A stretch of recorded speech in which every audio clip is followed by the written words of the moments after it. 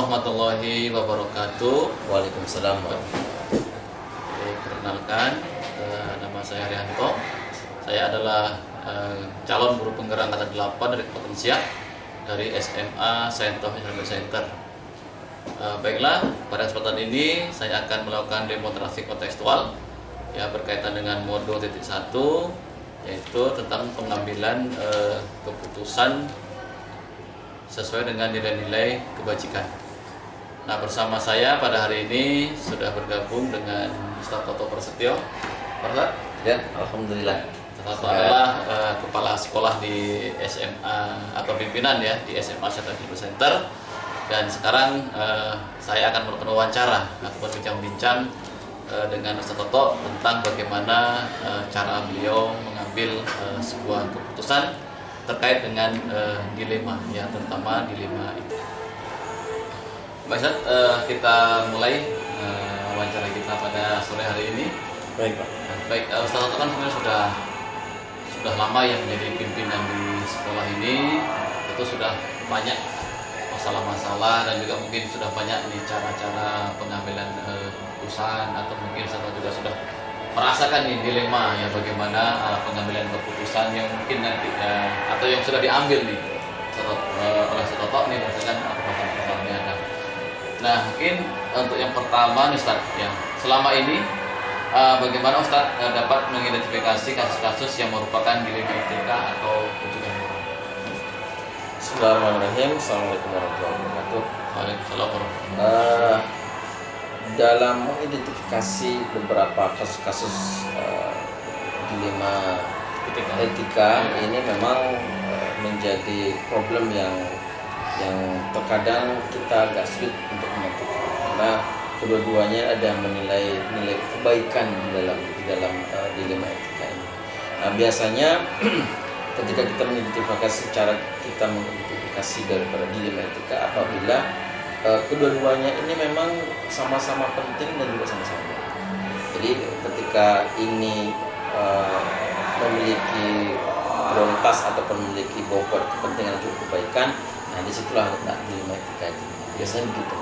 Gitu ya. Jadi memang kadang dilema etika itu muncul ketika ada dua kepentingan yang sama-sama bagus, betul. Sama-sama bagus, nah tapi kadang-kadang bertentangan. Nah, itu bagaimana cara kita bisa memutuskan itu. Nah, selanjutnya ini selama ini bagaimana Ustadz menjalankan pengambilan keputusan di sekolah ya, terutama kasus-kasus yang mengandung dilema etika yang berkaitan dengan nilai-nilai kebajikan. Biasanya begini, karena memang ketika kita melihat dari dua keputusan yang harus diambil ini sama-sama baik, memang harus semuanya berjalan. Salah satu contoh misalkan kita karena sekolah swasta, bahwa iuran ataupun pembayaran kita memungut uang SPP ya, artinya ini dari iuran masyarakat. Dan memang dari yayasan sudah menekankan bahwa seluruh administrasi nanti akan diberikan apabila dia sudah melunasi daripada iuran pembayaran tersebut, karena memang dibebankan tanggungan itu kepada orang tua siswa. Nah, salah satu contoh misalkan ketika ada anak yang memang dia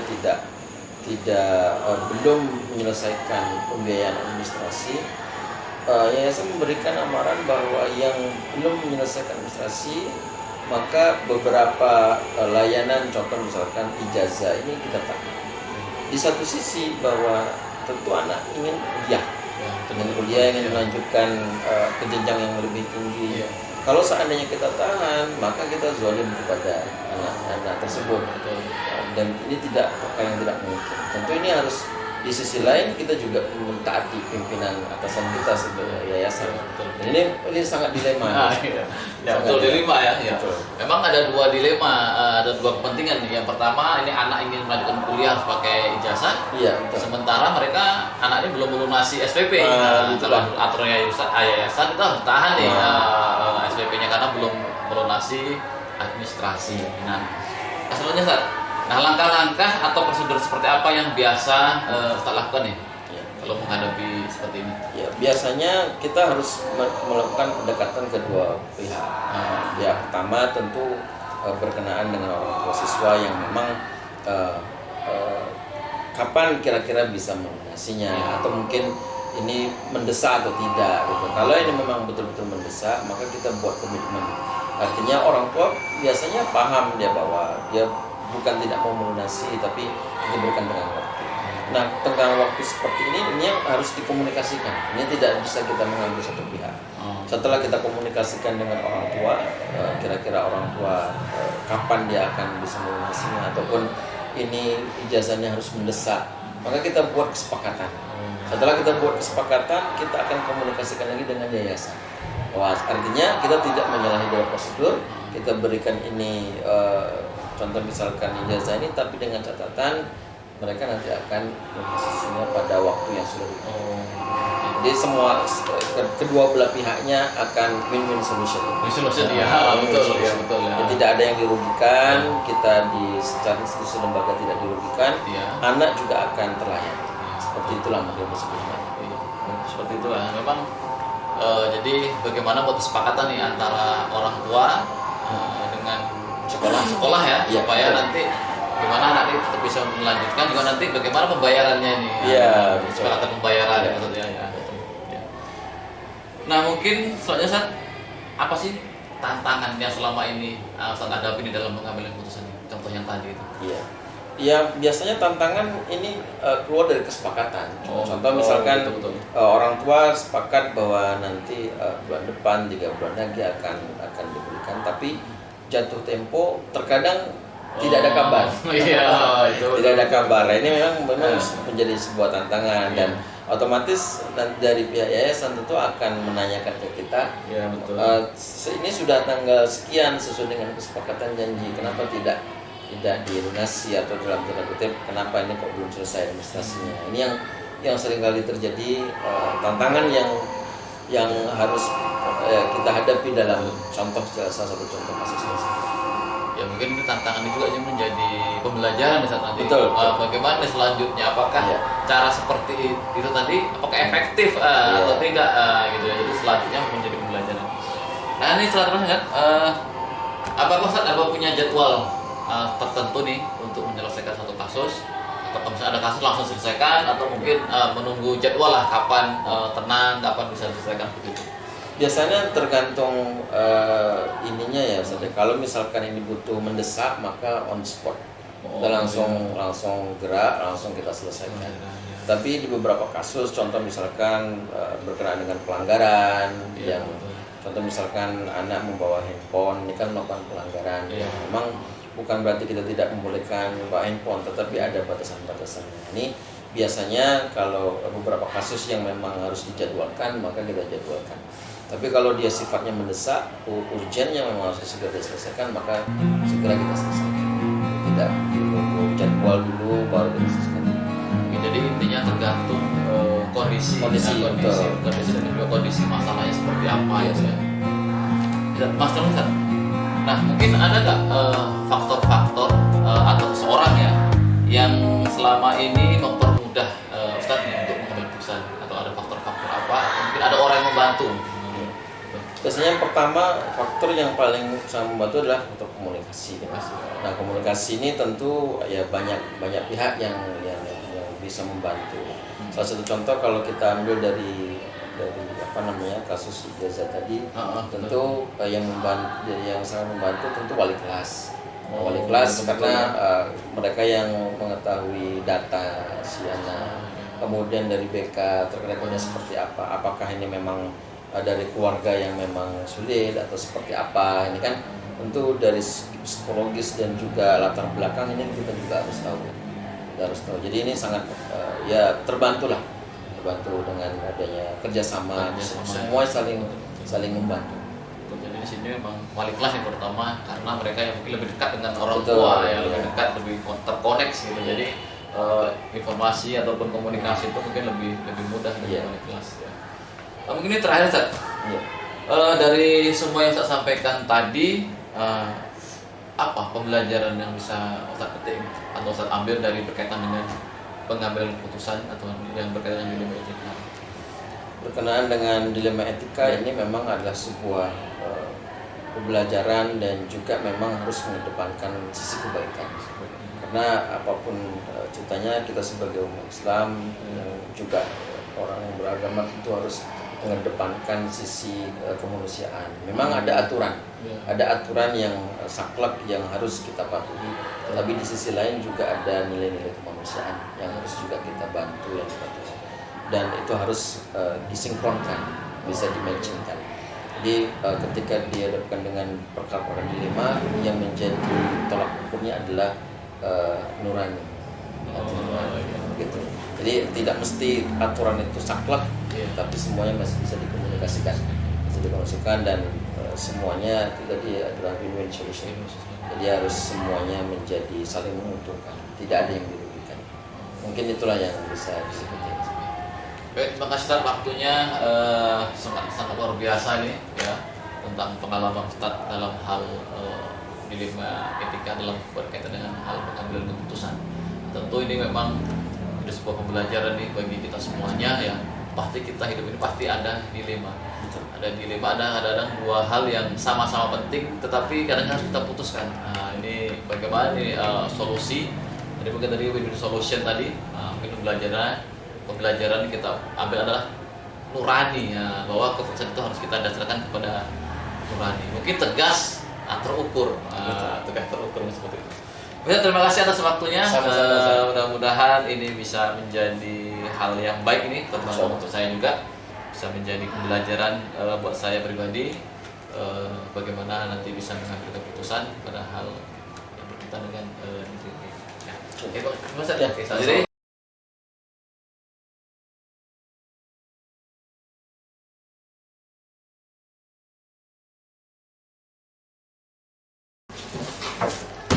Assalamualaikum warahmatullahi wabarakatuh. Waalaikumsalam warahmatullahi wabarakatuh. Baiklah, pada kesempatan wawancara yang kedua ini saya dengan Kepala Madrasah ya, Pondok Pesantren Darul Hadis Kabupaten Siak, Provinsi Riau, dengan Ustadz Syaifuddin Zuhri. Apa kabar Ustadz? Alhamdulillah sehat. Sehat. Okay.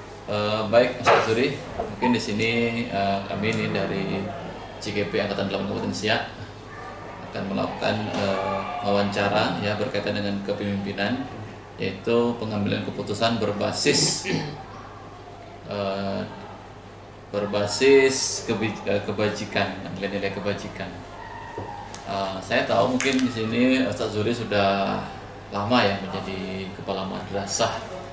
Tentu Ustaz Zuri sudah banyak nih, ya sudah banyak mengambil keputusan ya terkait mungkin masalah-masalah yang dihadapi di madrasah yang Ustaz pimpin.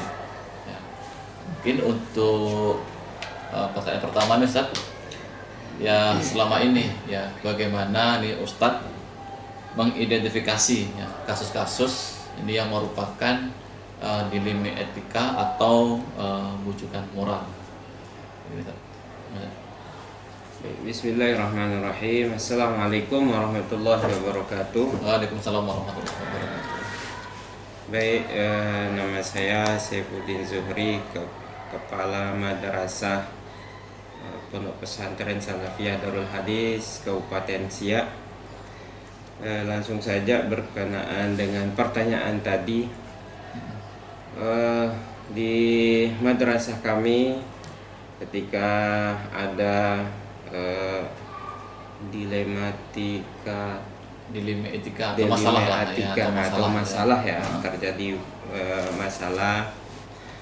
permasalahan, maka yang paling utama kami dahulukan adalah memutuskan sebaik-baiknya yang ada kemaslahatannya terhadap siswa peserta didik itu sendiri dan juga kemaslahatan untuk lembaga.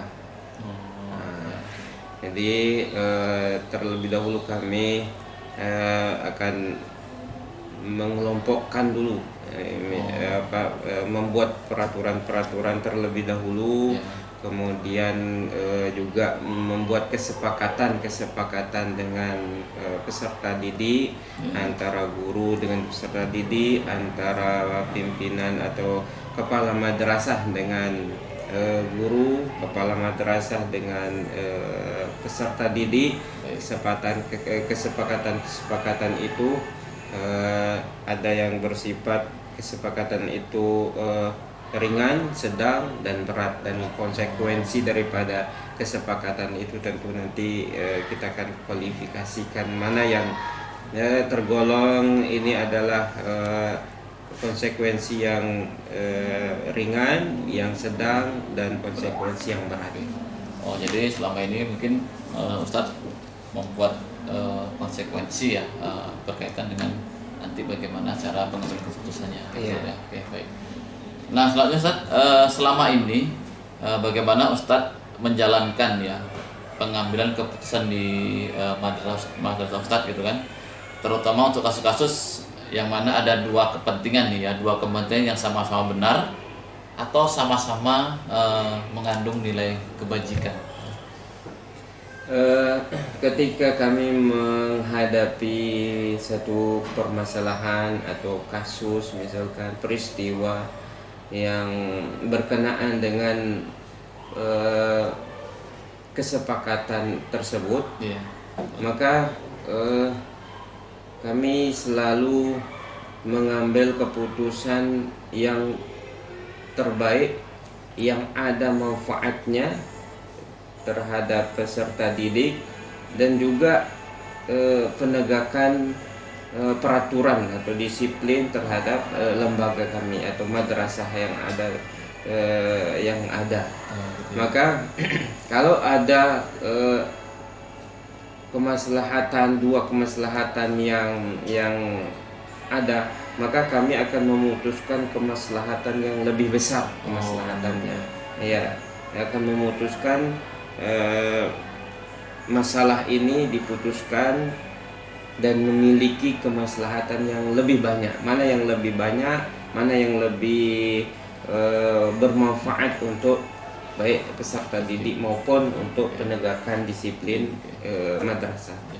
Jadi di sini bahwa dalam pengambilan keputusan itu Ustadz ini berkaitan dengan kemaslahatan, dan tentunya sedapat mungkin bahwa keputusan itu berpihak kepada murid atau kepada peserta didik gitu Ustadz ya. Betul. Oke, baik Ustadz.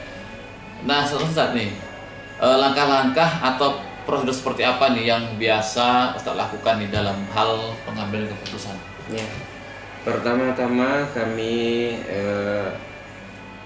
bekerja sama atau bermusyawarah, berdiskusi bersama guru, atau kalau memang itu diperlukan pemanggilan musyawarah diskusi dengan orang tua, wali, maka kita juga bermusyawarah atau berdiskusi, memikirkan dan berdiskusi apa solusi yang terbaik terhadap siswa tersebut.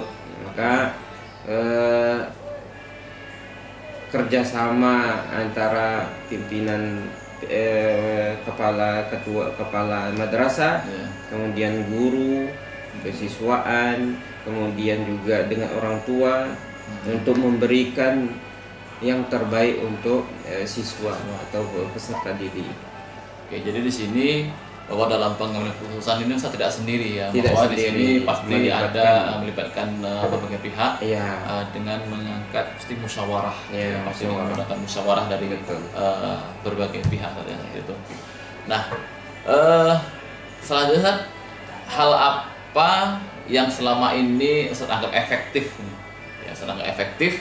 dalam pengambilan keputusan pada kasus-kasus terutama kasus-kasus dilema etika tadi. Ya.